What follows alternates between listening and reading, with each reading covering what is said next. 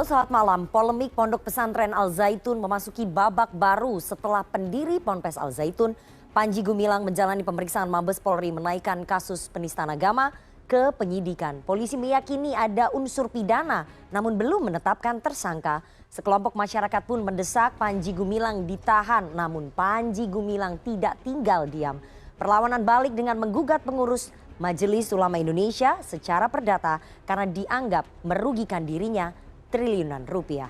Babak baru polemik Al Zaitun bersama saya Rifana Pratiwi akan membahasnya selama 1,5 jam ke depan dalam Political Show. Salam alaihim, hafenyu salam alaihim.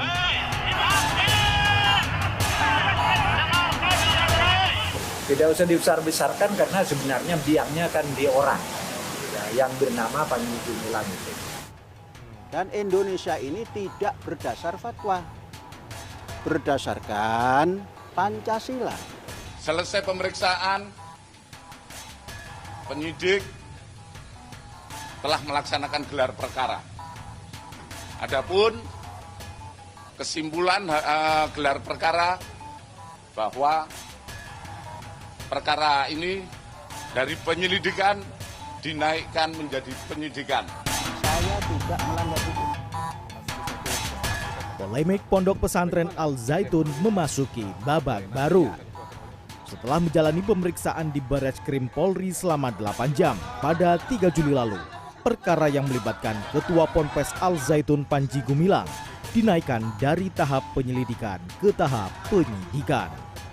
Dalam pemeriksaan, polisi menanyakan ke Panji Gumilang sebanyak 26 pertanyaan, termasuk unggahan video viral yang beredar. Selain Panji Gumilang, terdapat 4 orang saksi dan 5 orang ahli yang diperiksa. Berdasarkan gelar perkara yang telah dilakukan, Mabes Polri pun meyakini ada perbuatan pidana dalam perkara ini. Panji Gumilang disangkakan pasal penodaan agama. Yang kita dapatkan sesuai laporan, yaitu pasal 156A, yaitu tentang penodaan agama. Sementara, mungkin saja dalam proses penyidikan nanti kita temukan pidana lainnya. Belakangan polisi menerapkan pasal baru untuk menjerat Panji Gumilang. Selain kasus penodaan agama, Direktorat Tindak Pidana Umum Barreskrim Polri menetapkan pasal baru, yakni pasal dalam Undang-Undang ITE. Meski sudah naik ke tahap penyidikan, namun polisi belum menetapkan tersangka dalam kasus Al Zaitun. Beberapa kelompok masyarakat pun bereaksi atas berjalannya kasus hukum Panji Gumilang. Puluhan anggota Front Persaudaraan Islam di Sulawesi Selatan menggelar aksi pada Sabtu lalu mendesak Panji Gumilang segera ditangkap. Sementara ratusan orang dari Aliansi Santri dan Rakyat Indonesia untuk Indramayu berunjuk rasa di sekitar Ponpes Al Zaitun Kamis lalu.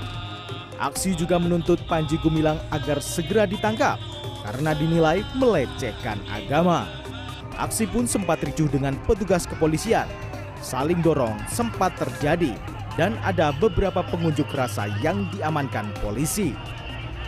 Sementara di Jakarta, usai memenuhi panggilan Wakil Presiden pada Selasa lalu, Mahfud mengatakan agar polemik Ponpes Al Zaitun tidak usah dibesar-besarkan karena biang keladinya Panji Gumilang sudah ditangani.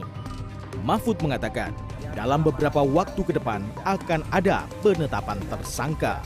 Laporan dan sekarang sudah mulai masuk ke penyidikan, sudah gelar perkara. Sudah diumumkan penyidikan, tinggal beberapa waktu ke depan penersangkaan. Kemudian pada Rabu keesokan harinya, Mahfud mengungkapkan Panji Gumilang memiliki 289 rekening bank. 33 rekening dibuat atas nama Al Zaitun, sementara 256 lainnya atas nama pribadi. Mahfud menjelaskan Panji Gumilang menggunakan 6 nama pada rekening tersebut, diantaranya Abu Toto dan Abdus Salam.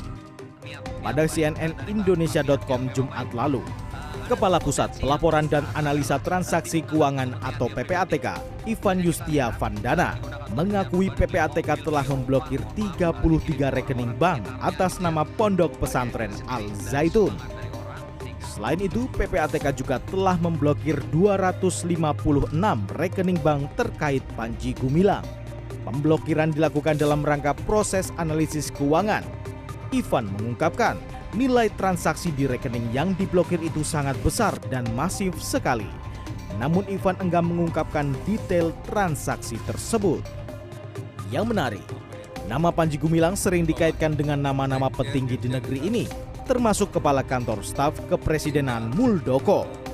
Sering dikaitkan dengan Panji Gumilang, Muldoko mengaku bisa saja marah jika terus-terusan dikaitkan dengan kontroversi Pondok Pesantren Al Zaitun. Muldoko mengklaim sudah mengetahui pihak-pihak yang terus menggoreng isu ini dan dialamatkan pada pribadinya. Sebagai warga negara nggak ada kekebalan, siapa aja periksa aja. Gitu. Saya selalu tegaskan. Dan saya sudah berbicara itu sama Pak Panji Gumilang. Lo macam-macam, gue orang pertama ya kan. Beresin. Jangan mantan panglima dibilangnya backing, emang gue preman apa? Sering dianggap mempunyai backingan. Panji Gumilang menyatakan jika backingannya hanya Undang-Undang Dasar 1945. Yang kuat bagi Al Zaitun itu dasar negara dilaksanakan. Itulah backingnya. Undang-Undang Dasar 45.